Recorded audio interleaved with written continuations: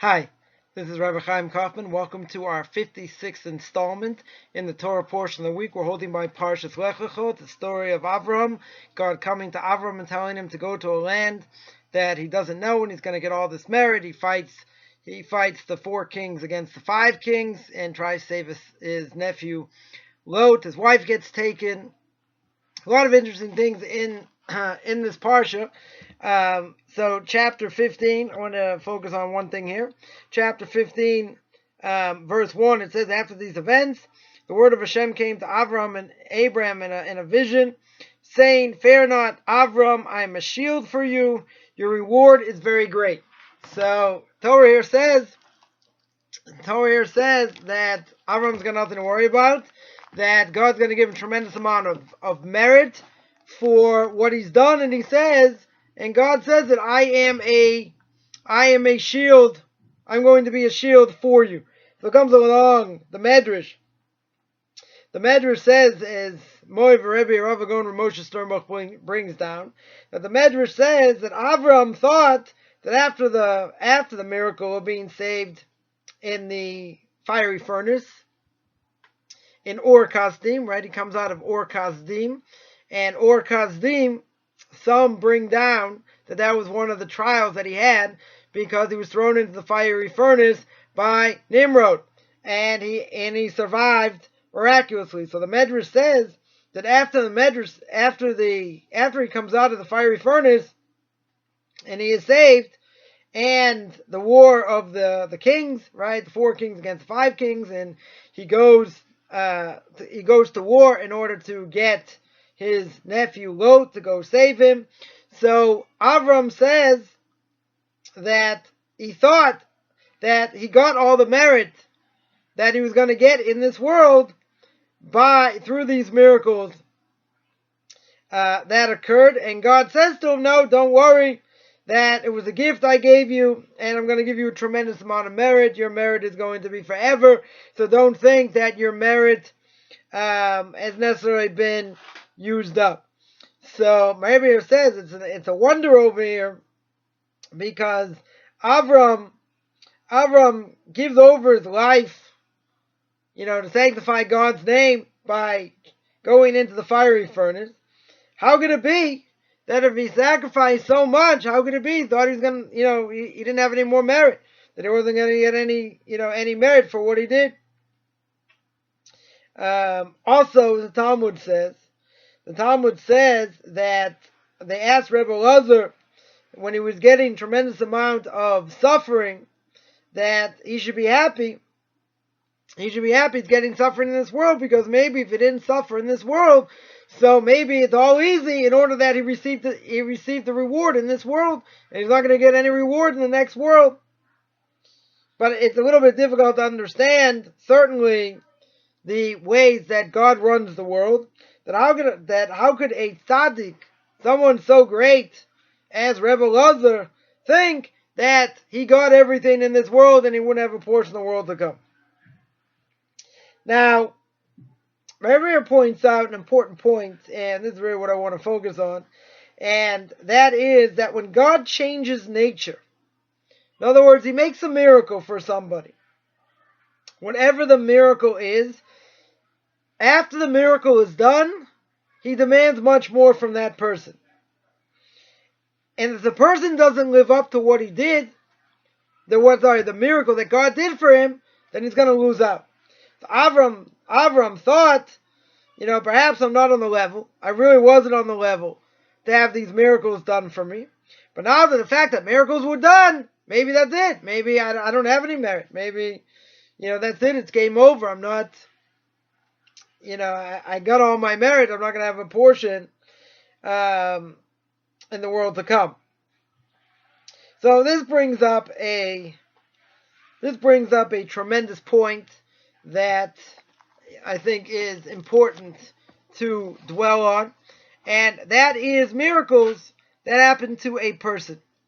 Now, even though we don't see miracles openly, right? It's not a common thing, certainly, that we'll see an open miracle. and will recognize it as an open miracle, because God's ways are hidden. As it says in the book of Deuteronomy, that God's ways are tremendously hidden. We can't figure out what he does and why he does, etc. So, if something happens to us, let's say a person suffers, or a person goes through a tremendous difficulty, and then things turn around. Either they were sick and they got healed, or they were struggling financially and God put them back on their feet. Now again, it doesn't matter when this took place. If a person was in a rut, let's say, financially they were having troubles for months or for years, and all of a sudden things turned around. If a person was sick, again, it doesn't really matter for how long, but let's say a person was sick for a while and then became better, or even if it was a short-term thing, or let's say it was a misdiagnosis or something like that. God doesn't put a person in a situation for no reason. So let's use the example of someone who gets a scary diagnosis. They go to the doctor, they have a pain, something's bothering them, whatever it is. Doctor checks it out and says, let's do some x-rays, let's just be careful, and it doesn't look good. Right? Definitely doesn't look good. And what happens? Take an x-ray, and sure enough, there's something there. Looks pretty scary. And the doctor tells them, in his bedside manner, which will be, it doesn't look good, we have to treat it like this and like that, or whatever the case is. And the person's devastated, because up until that point they were healthy, or, they seemed to be healthy.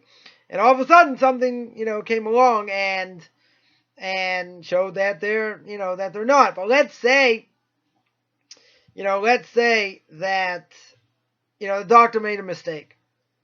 Sometime later, say weeks later, they're going to try and treat it, do some more tests and this and that, and whatever was there either disappeared, or the doctor made a wrong diagnosis. Now, if such a thing happens, right, then a person should absolutely be whistling Dixie. They should be whistling Dixie because they get another leash on life. And they should tremendously be happy for this new life that now they have.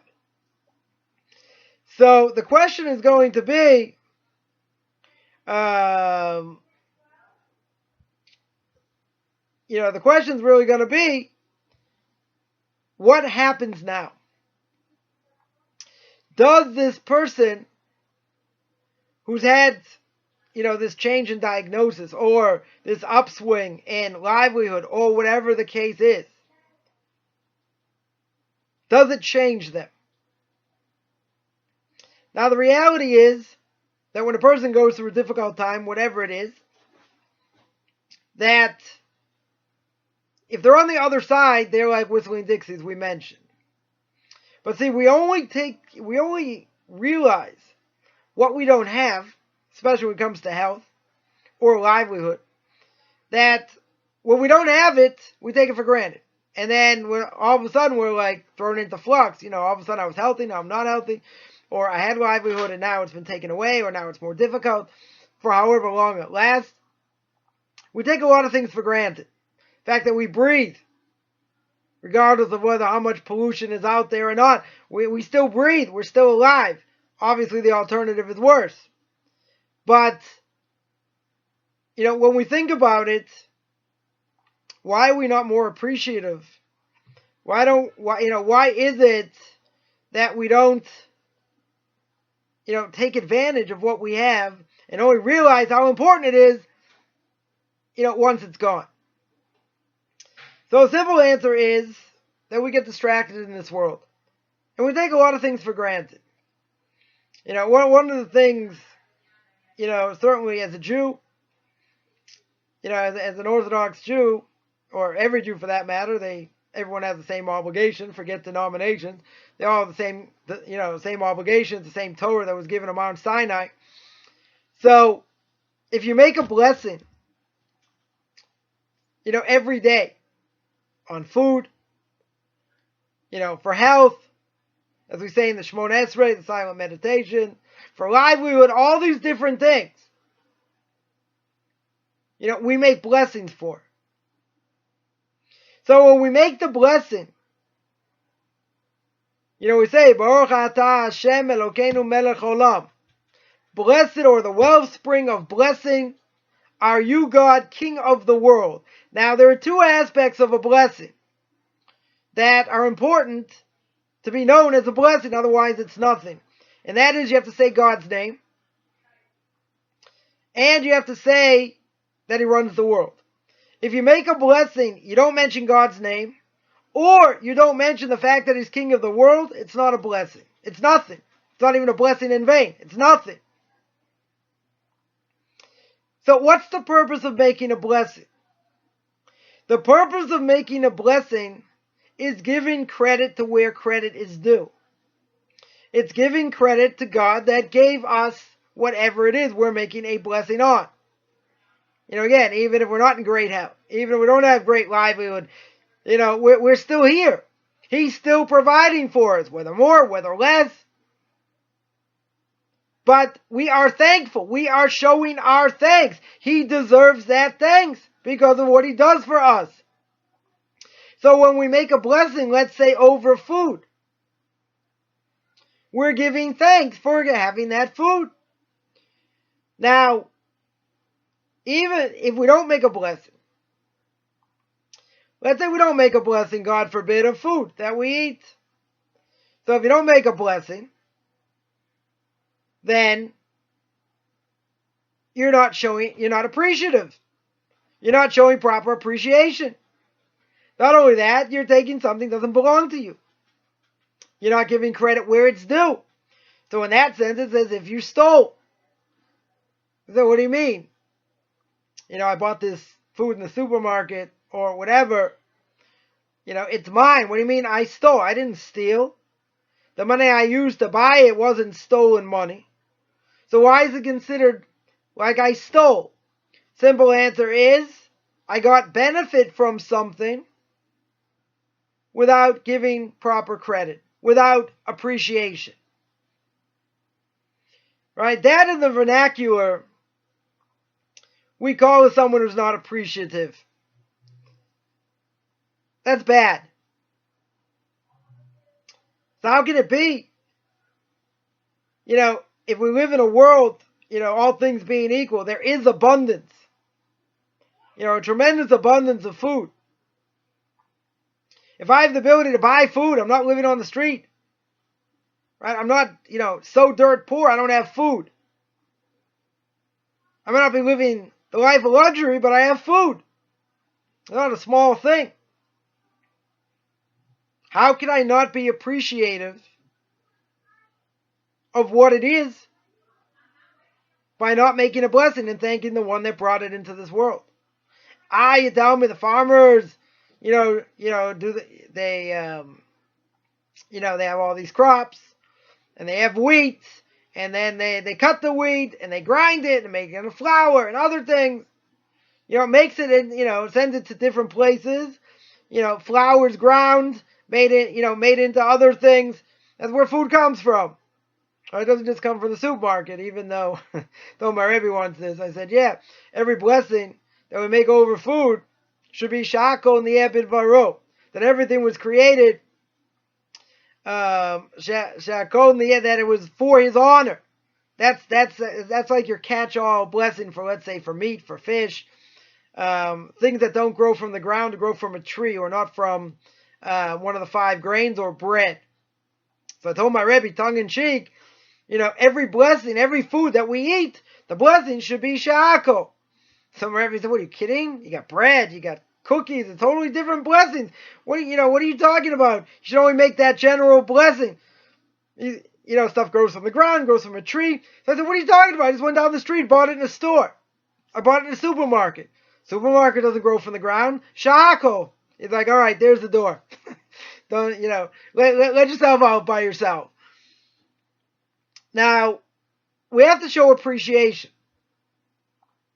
If you don't show appreciation, you're an ingrate. So we have prayers all throughout the day of foods that we eat, blessings we make, a blessing we make after we go to the bathroom, prayer, a ton of things showing that we are appreciative even if we may be half asleep when we say them. Even if our mind is somewhere else. But God says, I don't care. I want you to concentrate. I want you to focus. I want you to show appreciation. Now the reality is, you might say, well, is God a sycophant? Does God really need me to say that? Oh God, you're so great. The mountains, the stars, right? All of God's creation, as we say in the morning. God says, thank you very much. You talk about the heavenly, the stars, the moon, Saturn, those rings. God's going to say, thank you very much. What does he need it for? He doesn't need the praise. We can't praise him. He's already praised. He's already blessed.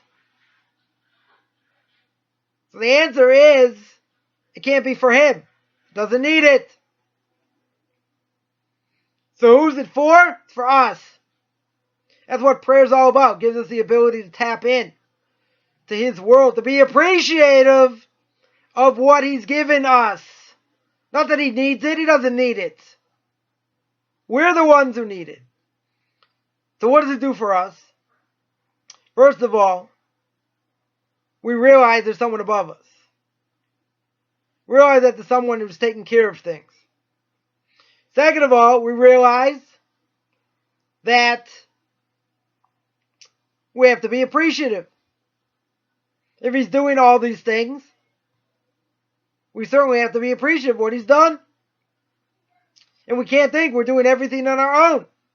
I'm the self-made man. I pulled myself out of the womb. I did everything, became who I am despite my parents. Really? No. Parents gave birth to you. You have an obligation to honor them, respect them. And even if they're abusive or whatever, you can't disgrace them. Doesn't necessarily mean you have to honor them, but you can't disgrace them. Be that as it may, when we talk about appreciation, so Rebbe here says that, how could Avram have thought that he didn't deserve it? That maybe, he used up all his merit. If you go generations later, a few generations later, you go to his grandson Yaakov, and Yaakov confronts Esav, but before he confronts Esav, he says more than once to God that you should support me, you should give me bread, you should give me clothing. He says it twice. Commentaries are baffled. Why does he say it twice? You can understand he says it once, and God reassures him, but why ask again? The commentaries say, because he's worried maybe he used up his merit, and maybe he's going to cause, maybe he's going to sin in the future, and he won't have that divine protection. So here too, Avram can say, maybe this divine protection is gone. Maybe God gave it to me as a gift, or whatever the case is, but that's it. I don't have any more merit. Right, not exactly the same. Say he's going to do something to cause it not to be there. But he says, I don't have any merit. Maybe I used it all up. The Rebbe here says that we have to be very careful. One of the reasons we have to be very careful is if things have changed in our lives for the better. Meaning, we got a bad diagnosis and it disappeared. We had difficulty in livelihood and months later, years later, turned around. So, if God does something for us in a miraculous way, and there are times where you can't explain it any other way, even for all those atheists out there, very hard to say. Very hard to say that when a person did something, if something happened, even if you're an atheist, you have no way to explain it. We'll say it was a coincidence. We can explain that away. It can't be a coincidence. Right? There are things that are absolutely miraculous that have no explanation. There are many times doctors will be baffled. And they'll say you better pray. And if it goes away, then they say it's an absolute miracle. No, if all doctors will admit this. But, if something that was there disappeared, or whatever the case is, yeah, it's unnatural. You can't explain it according to science. So if you can't explain it according to science, what do you call it? Well, you were lucky. Yeah, you were. But there's something else going on. It's God that runs the world. But if he does, the point is, let's not get lost here. The point is, if he does something like that for you, if he does it for you, and you're not appreciative of what he's done, then God can turn around and say, what did I do this for? I stopped the world, I changed nature, and this bum, for lack of a better word, this bum didn't do anything, didn't change him. His heart is hard as a rock.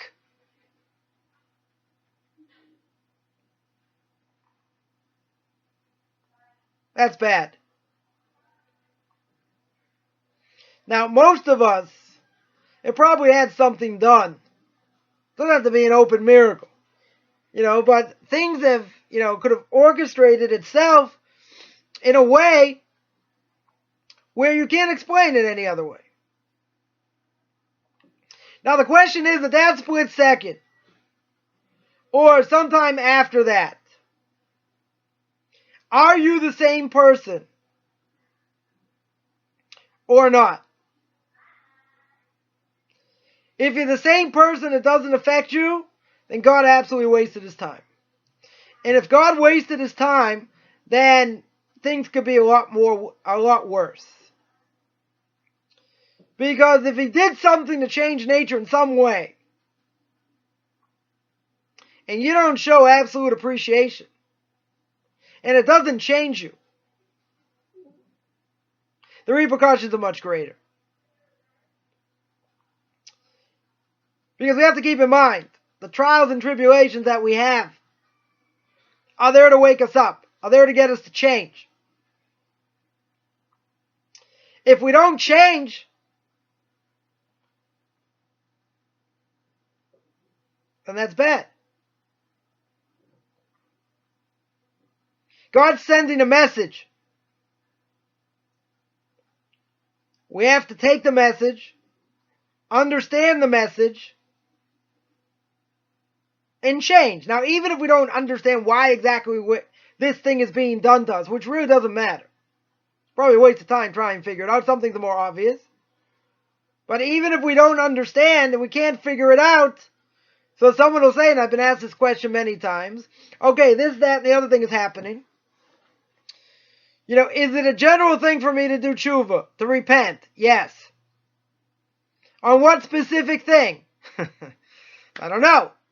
So you can say, all right, repent on everything. Think what things are harder to work on, to try and change. Think of maybe things you might have done recently. But try and focus, even if you can't figure it out. You don't want to drive yourself crazy trying to do it. What you want to do is, in general, want to become better. So how do you do that? So if a person set aside an hour a day to learn, or 2 hours a day to learn a little bit extra. I didn't say 3 hours. Right? I don't want anyone to jump out of their chair or whatever. Right? If you're learning 2 hours a day, learn 2 hours and 5 minutes. 2 hours and 10 minutes. Maybe learn books of ethics, Musar, a little bit more. If you learn 10 minutes of ethics, learn 15 minutes, 20 minutes. If you want to be more active in doing chesed, give more to charity. Any of these things. Right? You want to focus on, a number of these things, to show you want to change. Because God's not telling you what he's doing it for. Again, sometimes we may figure it out, sometimes we probably won't. So if we don't figure it out, the general thing is be better in everything. Learn a little bit more, have more intention when you make blessings. Maybe try and give a little more to charity if you can. Try and set aside time to help others. I mean, there are a lot of things that we can work on. It's endless. But you want to make sure you're able to do it. It's something that's doable. But if it's not doable, then forget it. Then the evil inclination will just say, you see, couldn't do it, and finished. But you don't want to get upstairs after 120 years. And God says, look, I showed you this. I helped you over here, and what did you give me? What did you give me? This is a story, give an example. Another example, story with Yitzchak. With Avram, that it's miraculous that Avram's 100, his wife is 90, has children, he has a child through Sarah, which was miraculous because she wasn't supposed to be able to bear children. Nonetheless, what does he do? So there was all discussion in that generation when he has this child that maybe the child's not from Avram. Maybe it's from Avimelech. Right? Maybe it's from the king. So what does God do? He makes the face of Yitzchak look like Avram. So there's no discrepancy of who the father is. Now, he throws a huge party. Right? That, because he's so thankful, etc. So the Satan comes along, the Medrash says. Satan, the evil inclination, angel of death, whatever you want to call him. And he tells God the following. And he says, look, you gave him a child after so long. Never, he didn't have a child through Sarah. You did it miraculously. Changed their whole nature. Made an open miracle here. Where's hakaras hatov? Where is the thankfulness that Avram should have? I threw this party, fine, but where's the thankfulness? Where's his appreciation? So God says, if I were to tell Avram after all this, that he has to now give up this child, Avram would do it. So what does the Satan say? Satan says, okay, go ahead. And that starts the hakaras. That God tests him with the hakaras. With the binding of Isaac. Now, keep in mind, when God says bring him up, we understand to bring him up as a sacrifice, but it doesn't say kill him. It's understood that's what he's supposed to do. But God never had intention for him to kill him. Right? We don't believe in human sacrifice. That's a Christian idea. I had these Mormons come to my door and want to say human sacrifice. Proof in the Torah is for the binding of Isaac. So I said, did you ever read the end of the story? According to any version, he does not die. Read any version you want, any language. He doesn't die. I said, no, he doesn't die, but it's a hint. Don't give me hints. He doesn't die.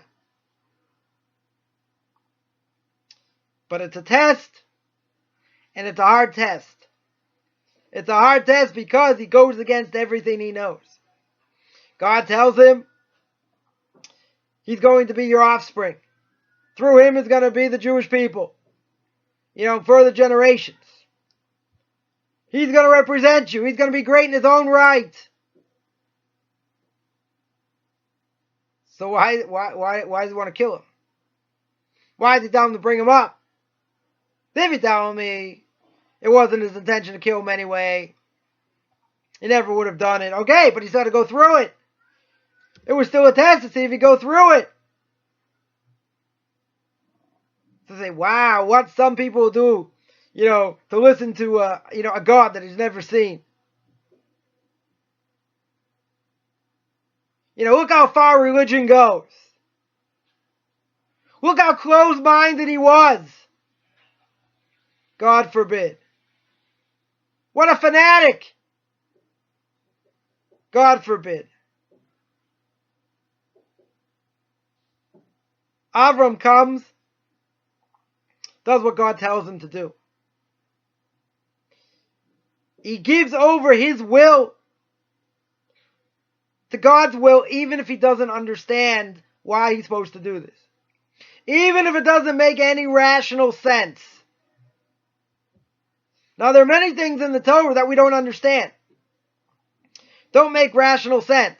So if you're a Reform or conservative Jew, it doesn't make rational sense, chuck it.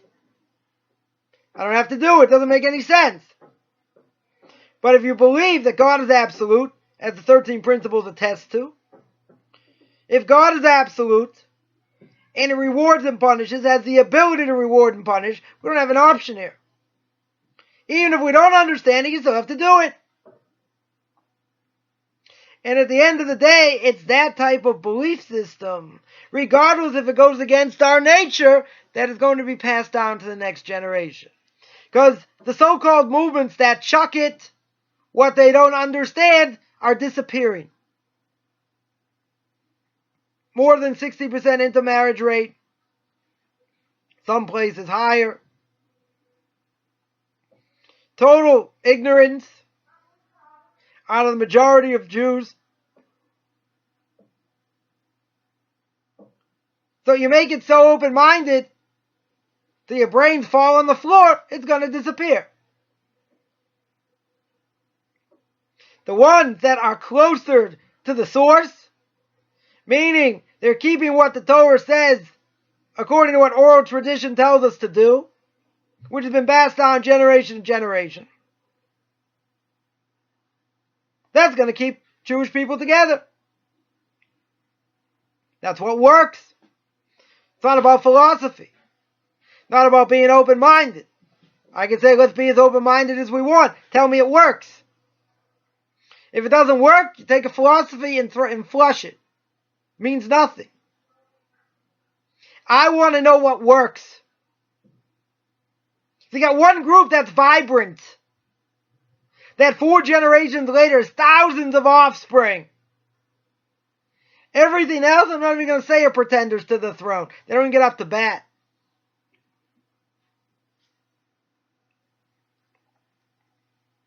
So we're given opportunities. We're given opportunities either to grow or to fail. To raise ourselves up, or God forbid to fall. Person staying mediocre, riding that escalator, doesn't go anywhere, just goes straight like you're at an airport. That's not good. That's not spiritual growth. That is spiritual death. And if you hear somebody say, I am very happy where I am, that's akin to death. Spiritual death, because you're not growing. Torah's about growth. It's also about failure. What I could potentially do to fail. But even if we fail, you still got to get up and keep going. You still got to strive. You can't get beaten down. Just like that bad boxer gets knocked down once, twice, or maybe a third time they'll stop the fight. But if you get knocked down enough times, you still have to get up. You still have to do what you need to do. And God never puts a person in a position that they can't handle. We just think we can't. So if we have the ability to shine,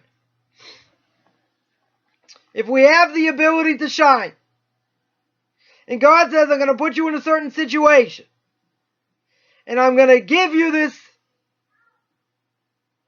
or take something away, whatever the case is, you better show appreciation. You better demand more from yourself. Because if you don't, and you don't change, and it doesn't move you, the repercussions could be 20 times worse. That I don't wish on anyone. Because not just you failed the test. It's like God saying, I wasted my time. And if God says He wasted His time,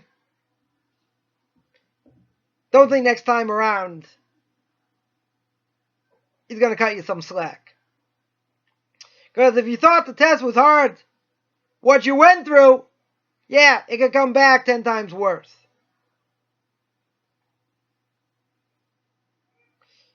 For example, let's say someone was doing well financially and then spiraled for a while and came back. It happens. No one stays down forever. Now, when they come back and they realize how far down they were and how difficult it was, how could they not be appreciative when they come back? If they're not appreciative, then their heart is dead. The heart is hard as a rock. It didn't penetrate. It's incredulous how it could not. But there are different types of people.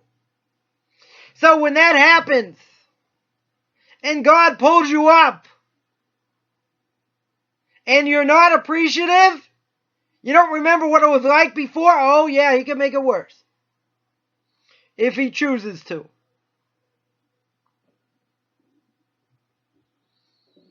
All you have to do is remember what it was like. That'll perk you up. Remember how hard things were. But don't think for a split second that's going to go unforgotten by God. And it would be very easy to understand why He could get extremely angry.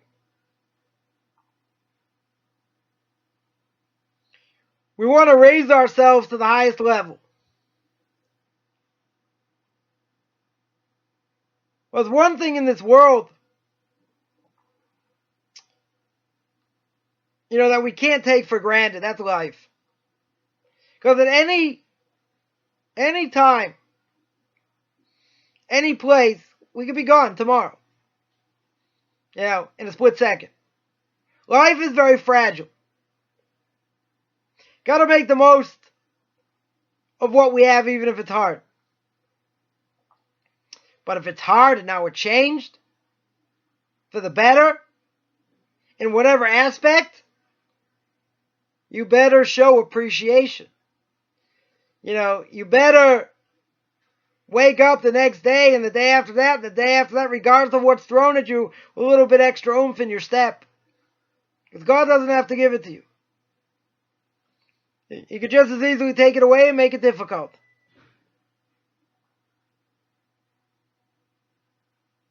You see, we still have to work in this world.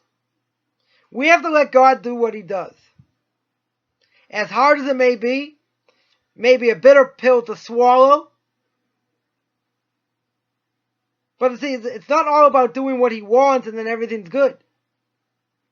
Far from it. Nobody gets off in this world having it easy. But I have to persevere. I have to praise God even when it's hard.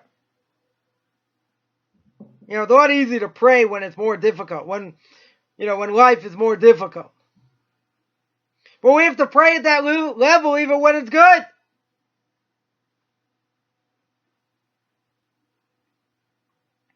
So it's hard. We have to work.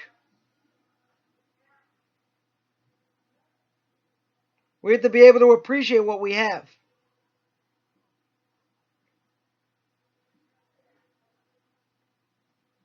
God created the world with two things. Midas Adin and Midas Arachamim. With His character trait of judgment and of compassion. Now, at the beginning, God wanted to create the world only with divine justice. But He saw the world wouldn't be able to stand. It was too hard. So He created compassion as well. He created the world with compassion. So God has mercy. Sometimes we look around and we say, people suffer. Etc. But if we saw the bigger picture, through God's eyes, we'd see it's unbelievable mercy. It's not about God being a masochist. We don't have the eyes to see. So at the end of the day, when a person wakes up in the morning, everything works. 5 fingers, one hand, 5 fingers on another, 2 eyes, a nose, ears, right? The brain still works. You wake up, you don't feel any pain. How much more thankful are you going to be? And even if you wake up and you do have pain, you should also be thankful. You should be thankful it's not more painful. But we always have to remember that we want to appreciate what we have. And not only appreciate it when it's taken away. That's called appreciation by default. So God wants to ingrain in us, through prayer, through blessings, through the holidays, etc., what we have to be grateful for. You look at Passover, for instance, in the Haggadah. In the Haggadah, it says, God had not taken us out, we'd still be slaves. Every nation has their day. Now, how long could they be in power for? 100 years, 150 years, 200 years. At some point, they're going to go out of power. So how could the Haggadah say, and we say this every year in Passover, that if it wasn't for God, we'd still be there? Because the answer is, no nation ever escaped from Egypt. And according to nature, they never should have escaped. Put it in a supercomputer, 100 times out of 100, they never escape. And that would be forever. They'd be intertwined forever. But God took us out above nature. So when we sit down at the Seder, and we go through the story, and we dip out the wine for blood and vermin and frogs, and we eat the matzah. We sit like kings. Because we're absolutely appreciative of what He's done. Otherwise, we'd still be there. Now, how do we know that to be true? Because our fathers tell us the story. He's the one who told us the story. And a father would never normally lie to his son. And his father told him the story. And his father told him the story. So anywhere in the world you go, on the holiday of Passover, 3 matzahs, 4 cups of wine, cup for Elijah the prophet, bitter herbs, hakaras, it's all the same. Whether they keep more of it, less of it, but it's all the same.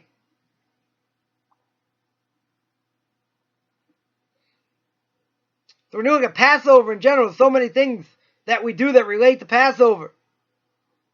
Shouldn't we be thankful? Right? During that whole week, we're thankful.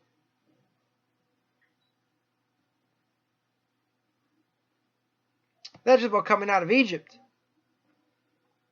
which so many things hinge on. But in our everyday life, got to give thanks, got to show appreciation. Because if you don't, you come out of something, God ain't going to be so nice. He doesn't have to be. Because at the end of the day, He says, all right, I'm going to do this for you. Let's see. Are you the same person before and after? If you are, wasted my time. I gave you something to attach to, and you didn't want. You didn't take it to heart.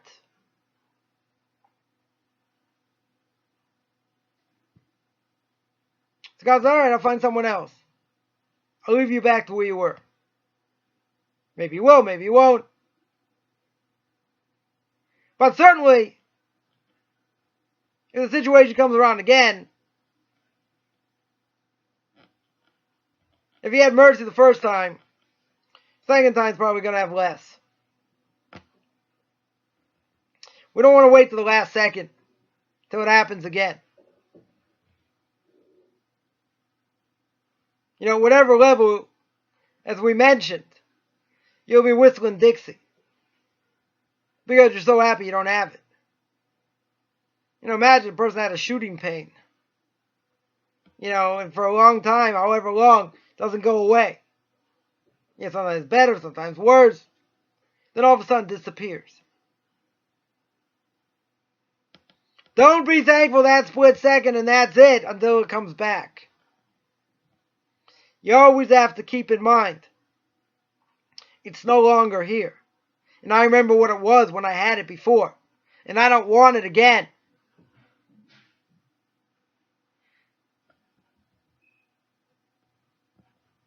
We shouldn't waste time waiting for that to happen. Because when it comes back, then you say, oh, I really appreciate it now. Well, kind of too late. Could be able to disappear again. But don't miss the boat. If you give it an opportunity, run with it. Because if you don't, right, we know what could possibly happen. And God gives us a golden opportunity. And the golden opportunity is to tell the story over. Look, this happened, that happened, and now things have changed. Well, show me it's changed.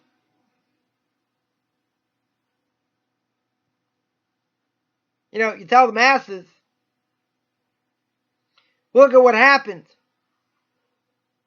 Show how appreciative you are. That brings godliness to the world. That shows you're not the same person. But you have to keep at it. You have to keep reminding yourself of what you went through. And then keep it in the front of your mind, regardless of what other things that you go through. I just want to remind everyone that I give a class on Derech Hashem, the way of God.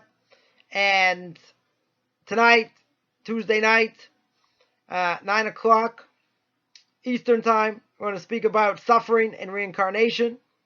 I also give conversion classes. You can take a look at my Facebook fan page, Beyond Orthodox Conversion, on Facebook.